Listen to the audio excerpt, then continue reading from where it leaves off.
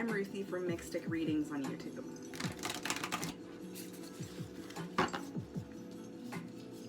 What I'm doing here today is bringing my psychic intuitive abilities with tarot, oracle, charms, intuition, etc., etc. I am here shuffling cards for you in accordance with the mission of Convergence, which from what I understand is about empowering everyone to move forward, upward, to be together and help each other so that we all get better. And that's obviously a paraphrase, but that's what my readings are about as well. It's about, the question is always, how can we achieve our highest good and the highest good of all others? And so I'm really excited. The Mystic. The Starborn came out first. We're not asking about me. We're asking about all of us. Maybe that is you. Maybe right now someone's finding out that there's different types of cards that they can use to access intuitive messages that will help prosper our missions, to help everyone and ourselves, to recognize worthiness, unity, peace.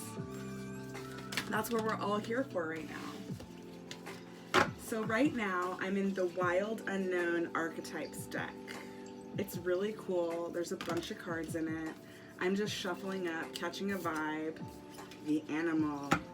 And what I'm hoping is that one perfect card will come out to jump us through. In literature and reading, archetypes are these long-standing symbols with lots of deep meanings that are intentionally woven into literature in order to build depth into what's being communicated without having to say it directly. That's what archetypes are for. And there's in this Wild Unknown Archetypes deck, let me turn this down.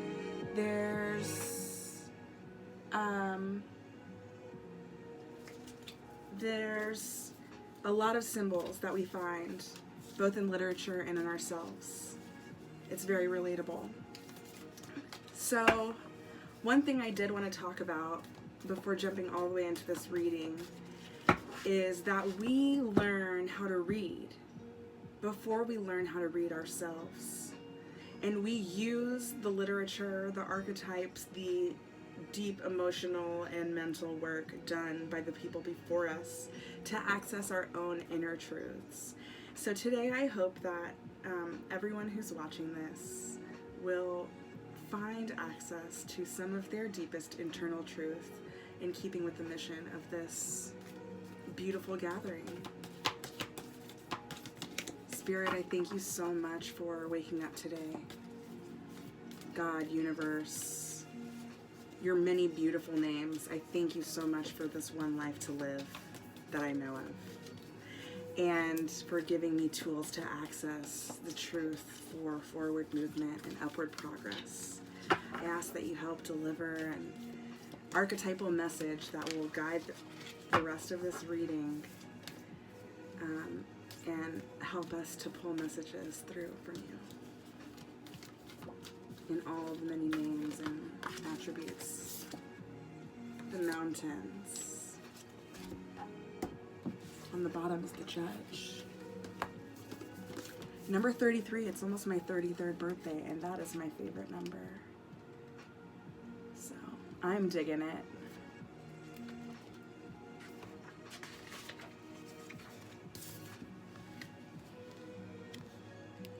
The mountains.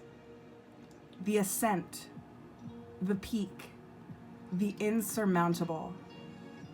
The mountain stands eternally in our awareness, calling us toward its peak. It stirs up static and regal feelings, reminding us of the long line of spirits, sages, sadhus, and the gods that made their humble thrones within its snowy peaks. Beware, though, as the mountain can affect us in two ways. It can inspire and enliven us to rise to new heights and peak experience. Yet it can also create isolation, competitiveness, and an inflated sense of itself. Standing upon its heights can activate the purist and the perfectionist in us, creating separation from those we deem to be below. No matter how high you ascend, remember that it is within the core of the mountain, that the gems, minerals, and jewels reside. If you think it's all about going up, you're following the fool's path and missing the miner's magic. Grounded in the eternal, steadfast, uplifting. Contemplate Joseph Campbell's suggestion. You are the central mountain, and the central mountain is everywhere. It's beautiful. Wow. Okay, let's move into a favorite deck of mine. The Literary Witches Oracle. It's all femmes from literature. I'm gonna move this rock over here. All femmes from literature. This great book with little bios, and it reveals the deep themes that come. And there's also more symbols in this. And after I pull from this deck, I'll finish the message with a few charms.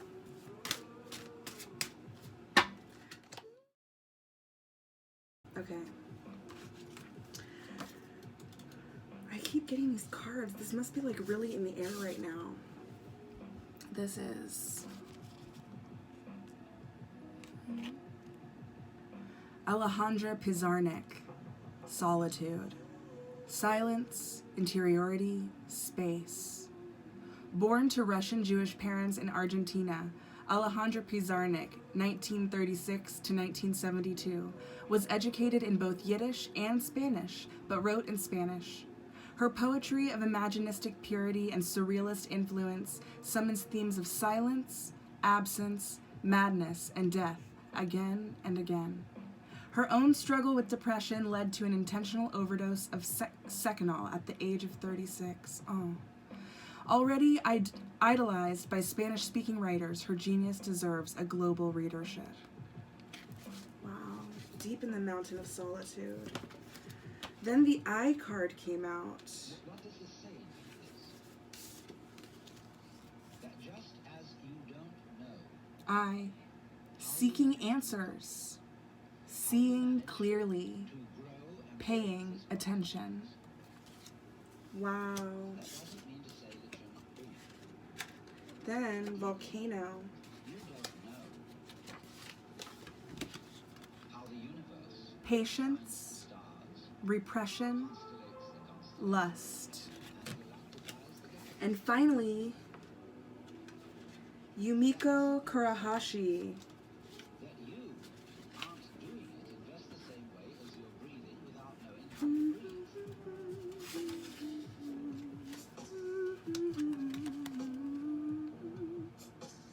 Transformation, masks, becoming, play. Yumiko Kurahashi, 1935 to 2005, a badass of experimental fiction from Kochi Prefecture, is almost entirely unknown among English speakers. Influenced by Kafka and French literature, Kurahashi's bizarre stories feature ghosts, flying heads, witch masks, incest, and bestiality. Her work will completely freak you out and provoke you with its fiery tale logic and philosophical underbelly. Wow.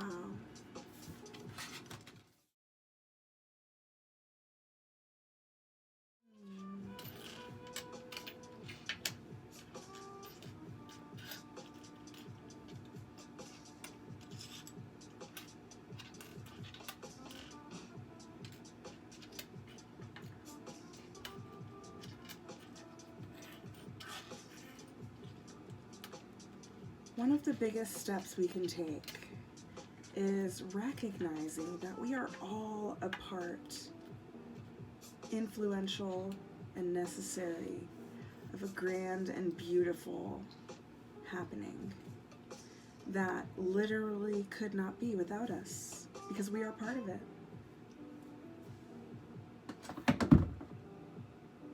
I'm such a klutz. It's one of my most endearing traits.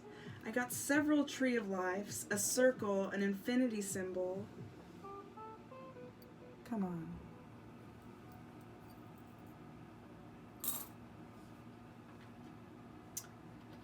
Let's see.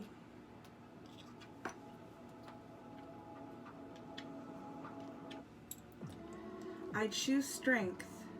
I am loved, made with love. Love always. I will.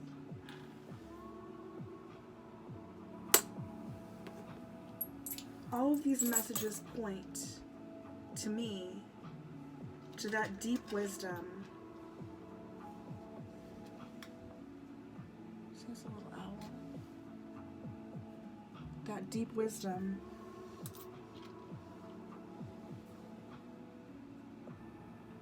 That comes from our transformation. We grow.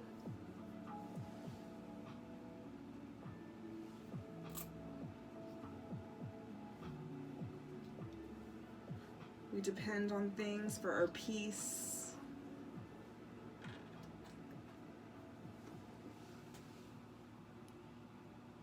Things to keep us steady. Our forward movement in the chariot.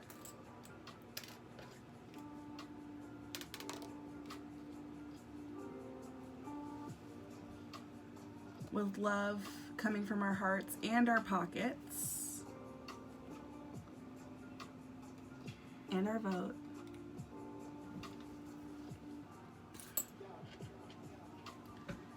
The final messages here. Actually, let's do a clarifier.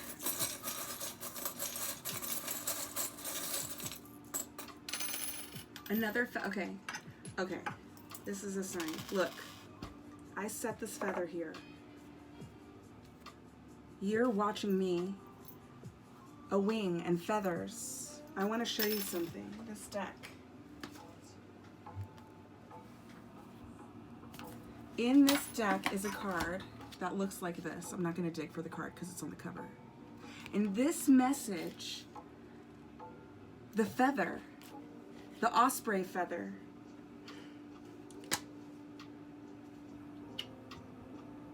wishes do come true.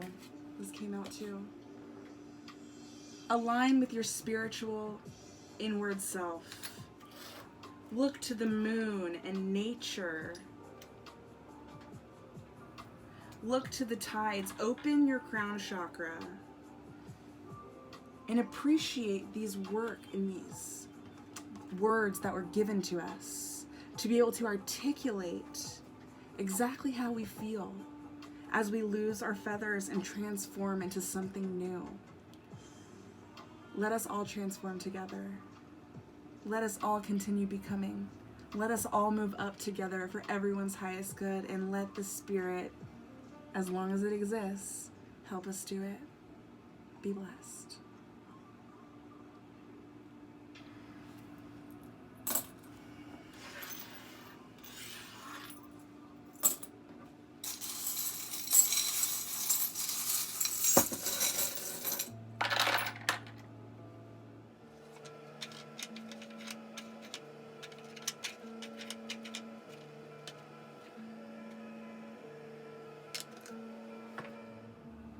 To the Lighthouse, Virginia Woolf. Have you ever read it?